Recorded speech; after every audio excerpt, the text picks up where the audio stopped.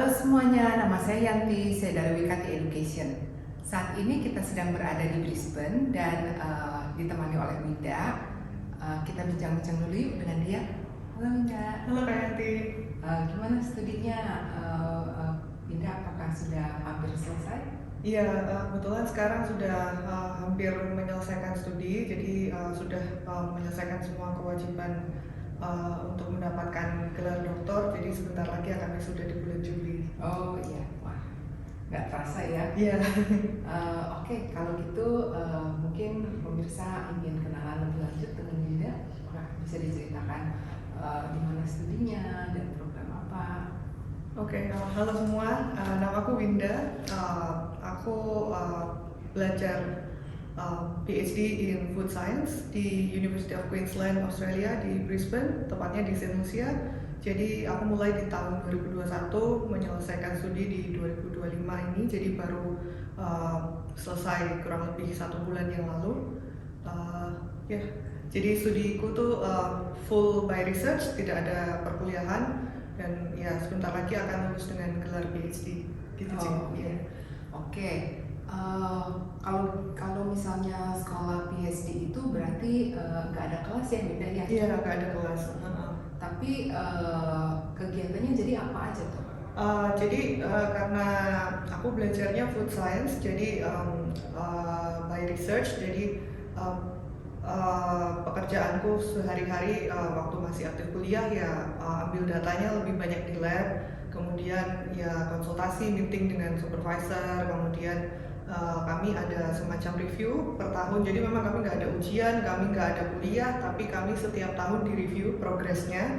Nah, di dalam progress review ini biasanya kami akan presentasi, kemudian nanti dari tim panelis yang memberikan saran kepada kami kira-kira apa yang harus dilanjutkan, dikembangkan, apa yang perlu ditambahkan di dalam riset, sampai pada akhirnya dinyatakan data-data yang kami ambil itu sudah cukup, kemudian siap untuk diuji, seperti itu. Oh, gitu ya. Jadi memang kegiatan terus menerus dan harus terus rutin bertemu dengan supervisor. Iya, gitu ya? betul, iya. Oh iya. Oke. Nah, buat adik-adik yang masih mempertimbangkan untuk studi PhD, gimana nih pesan-pesan Winda? Oke, pesan-pesannya kalau PhD itu berarti memang harus sudah siap dengan rencana riset, jadi seperti itu. Saya rasa di hampir setiap universitas di gak hanya di Australia, di tempat lain juga kita ketika apply PhD itu kita harus tahu bidang minat riset kita apa, jadi harus sesuai dengan bidang minat atau bidang minat riset yang ada di kampus yang kita tuju. Jadi memang kalau untuk persiapan saya rasa akan lebih baik kurang lebih 1 tahun sebelum masa studi yang diinginkan. Jadi kalau mau studi 2026 ya mulai 2025 sudah dipersiapkan.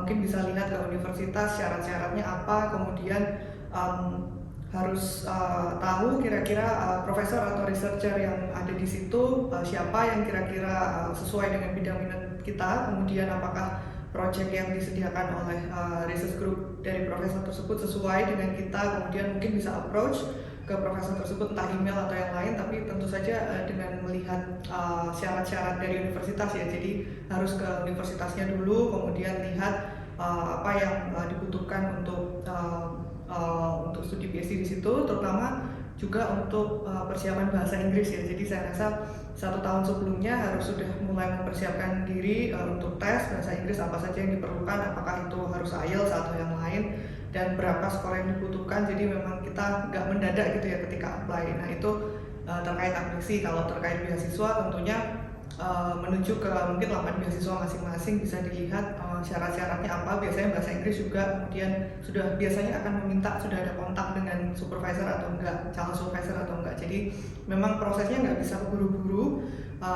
Kalau saya lihat saat ini ada PhD program yang modelnya seperti kita melamar pekerjaan, jadi kita lihat di web universitas biasanya akan ada open recruitment misalnya untuk PhD scholar yang baru, mungkin bisa dilihat di situ, atau kalaupun tidak mungkin bisa melihat ke kira-kira dari bidang minat kita siapa profesor yang kira-kira akan cocok dengan kita di universitas yang ingin kita tuju, seperti itu. Jadi memang harus banyak searching, harus banyak browsing sebenarnya kalau Iya, mau iya, iya. studi lanjut ya, seperti itu. Wah, persiapannya lumayan panjang berarti Iya, ya. betul. Oke, oke.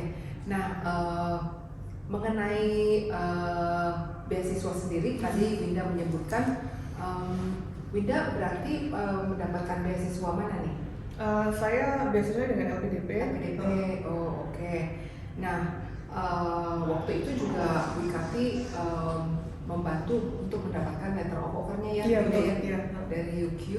Kemudian kami juga membantu untuk aplikasi student visa. Iya, betul. Ya, jadi buat adik-adik yang tertarik untuk LPDP bisa menghubungi Wikati karena nanti kita bisa hubungkan kalian dengan student-student kami yang sudah mendapatkan LPDP dan bisa mendapat inspirasi ataupun guidance step by step lebih lanjut gitu ya. Buat adik-adik yang masih ragu-ragu apakah saya coba atau enggak nih LPDP, studi di mana, gimana nih? Ada pesan-pesannya enggak? Jadi ya pesan-pesannya sih lebih ke apa ya, harus persiapan yang sungguh-sungguh, kemudian jauh-jauh hari seperti yang saya sampaikan tadi, kalau misalnya setahun sebelumnya itu minimum, karena ya kita butuh waktu untuk memenuhi semua persyaratan. Nanti ada misalnya ada surat rekomendasi dari pembimbing waktu S1 atau S2 misalnya kalau mau ambil master. Kemudian ada beberapa hal lain, mungkin essay atau apa yang harus disiapkan, kemudian bahasa Inggris jelas mereka juga punya standar skor minimum untuk bisa dapat LPDP. Kemudian apalagi ya, banyak sih sebenarnya dokumen-dokumen yang harus disiapkan dan itu nggak bisa mendadak, jadi memang harus persiapan dulu gitu. Iya. Ya. Oke, makasih kalau gitu Winda. Sama-sama.